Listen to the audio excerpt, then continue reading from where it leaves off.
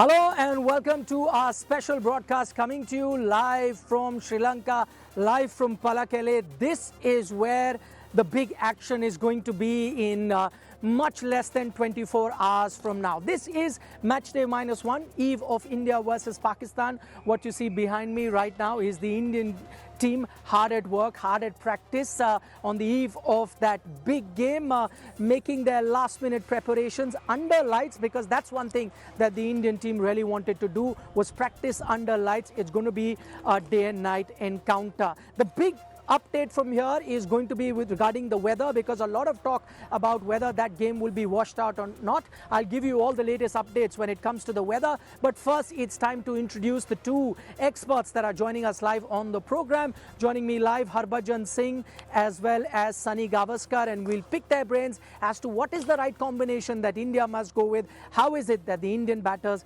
can deal with some outstanding Pakistan pacers, because that is the big talking point right here in Palakele at the moment. But first, let's take a look at what the two captains had to say. Rohit Sharma, the Indian captain, came and spoke to the media. He was very measured in his press conference, saying that, we're not looking at it as just a high-pressure India-Pakistan game. We're here to play a tournament, and our focus is on that. Babar Azam, on the other hand, said he enjoys India versus Pakistan. He enjoys the fact that fans wait for this game. Like the fans, he and his team are also waiting for this game. They want to play this game. And very interestingly, he mentioned that his team might have a slight advantage, considering they've played a lot of cricket leading up to the Asia Cup right here in Sri Lanka. Okay, so that's how the two teams are prepping up. As I mentioned a short while ago, behind me, the Indian team hard at practice. Joining us live now, Sunny Gavaskar and Harbhajan Singh to discuss the game.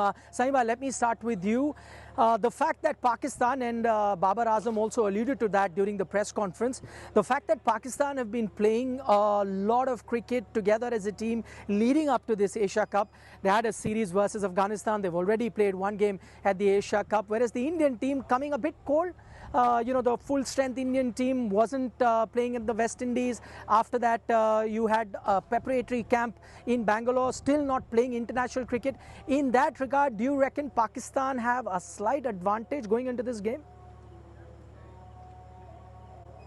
Well, they certainly have the advantage of game time under their belt, and game time against top quality opponents like Afghanistan. Afghanistan pushed them in the matches that they played against Nepal. It might have been an easy win, but at the end of the day, game time is certainly an invaluable commodity, and Pakistan have it. But then, of course, once the toss is done and the first ball is bowled, then it's up. Everything is again level pegging. Okay, Harbhajan, let me extend that question to you. How do you reckon the Indian team's preparation have been, and how do you view that, considering, instead of getting some game time under their belt ahead of such a crucial encounter, they chose to have a practice camp. Coach Rahul Dravid was very keen to do that. They wanted to iron out a few things, and Rohit did mention today in the press conference that they have ironed out a few issues. But overall, how do you see India's preparation vis-a-vis Pakistan's preparation going into this very, very crucial encounter?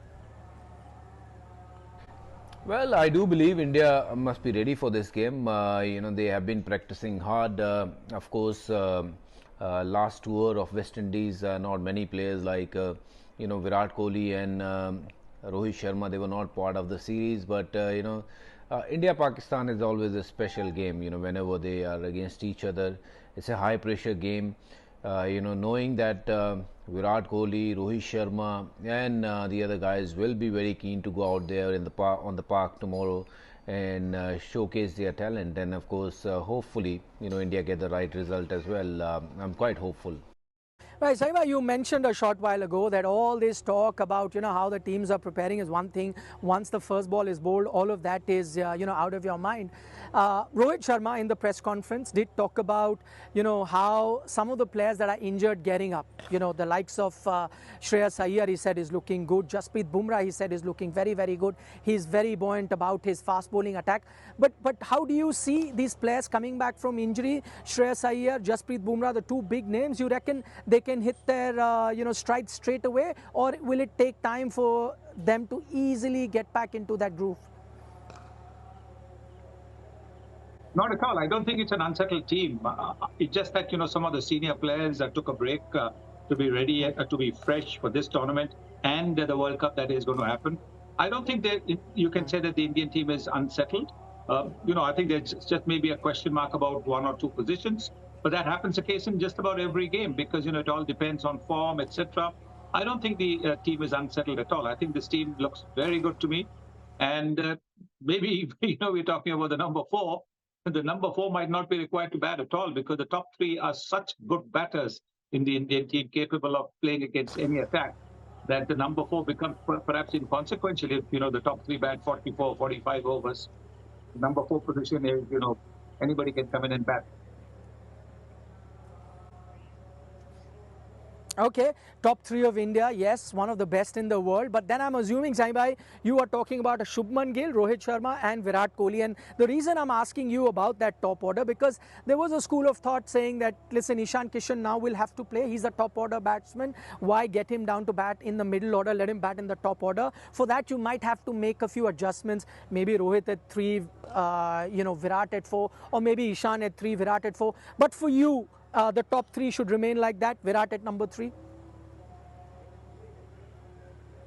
The best player must bat the maximum number of overs, and at number 3, he gets the opportunity to bat the maximum number of overs. So, as far as I'm concerned, no, I think that's a place where he's been enormously successful. He's been, he's contributed how many, 44 hundreds in that position, maybe 43, and maybe one in another position. But if he scored so many hundreds in one day cricket and batting at number 3, why shift it?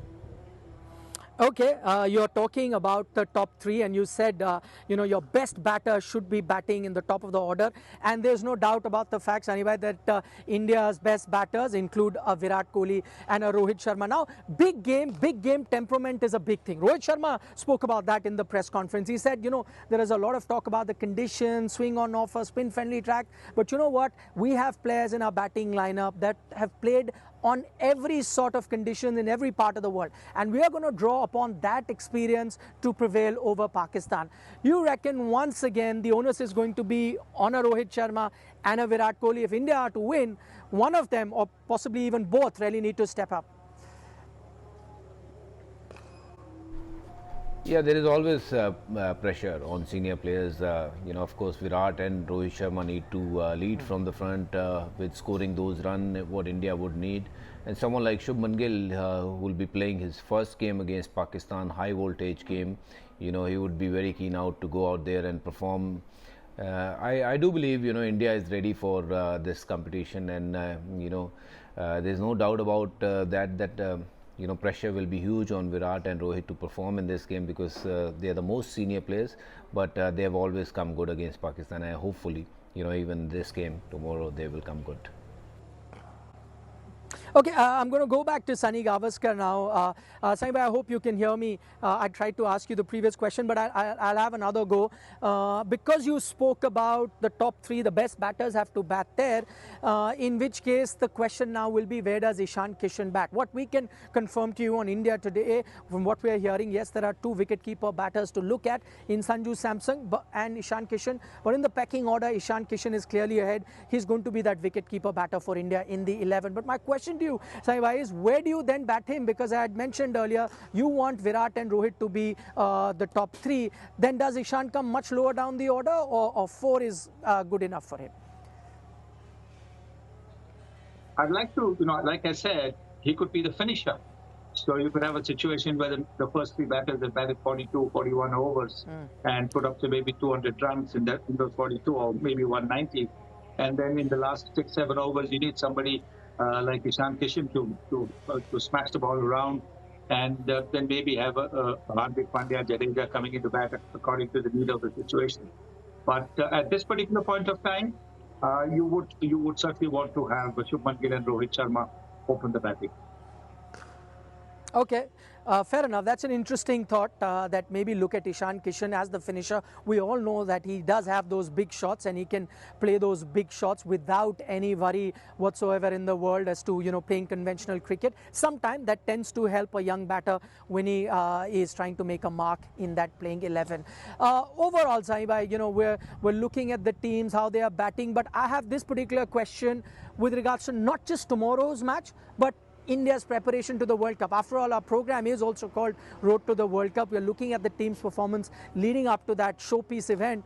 KL Rahul is not here. That's why we are having this conversation about Ishan Kishan. KL Rahul is not here. What it seems like from the team management that they are pretty certain he'll be back for the third game, and they seem to have a lot of faith in him. That is that wicketkeeper batter that they want to go with for the World Cup. Do you think that it's all right to have this sort of a faith on a player who's had a lot of niggles just leading up to this Asia Cup and World Cup? Do you think that's a gamble, or you think no, there is enough time and the Indian team can wait on a player like KL?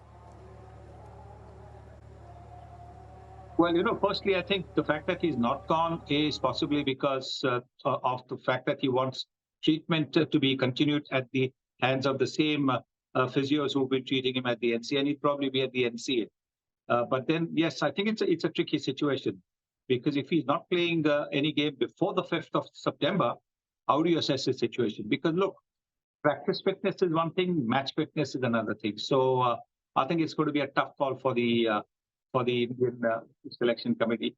But maybe that can be you might get the answer in the first two matches itself, and in which case you might have to look beyond Rahul. But that's going to be sad. But then that's the reality, because you can't take chances with an Indian player. I'm all for taking him because of the fact of he's always been a classy player. But if he's not going to be seen in a match situation before the World Cup squad is announced, I think it looks tough for him to be in the World Cup squad. That is a very interesting point that Sunny Gavaskar makes there on our program, and probably he's hit the nail on the head when he says that yes, it's all right to have a lot of faith in a player, but if you haven't seen him at all, not even for one game, then is it prudent to be picking up for an important tournament like the World Cup? And as things stand right now, we'll get to see none of KL Rahul ahead of that World Cup squad selection, because India play their second game on the 4th. KL is not available for either the Pakistan game or the Nepal game, and the squad selection is on the 5th, and you wouldn't have seen KL Rahul play even one international match ahead of that. So it'll be interesting whether the chairman of selectors, whether the selection committee, the captain and the coach are also on the same path as Mr. Gavaskar, are thinking along the same lines as far as KL Rahul's selection for the World Cup is concerned. That's going to be a big talking point leading up to that selection, and we'll be bringing you all the live updates from right here in Sri Lanka. Right now I'm coming to you live from Palakele. Let me quickly give you another update, because a lot of talk is around the weather, whether the game will happen or not. Let me tell you, it's been cloudy the whole day, but it hasn't rained in Palakele. It has rained in Kandy, very close to this place, and most of the weather forecasts that you're seeing are pertaining to Kandy, where it rains a lot.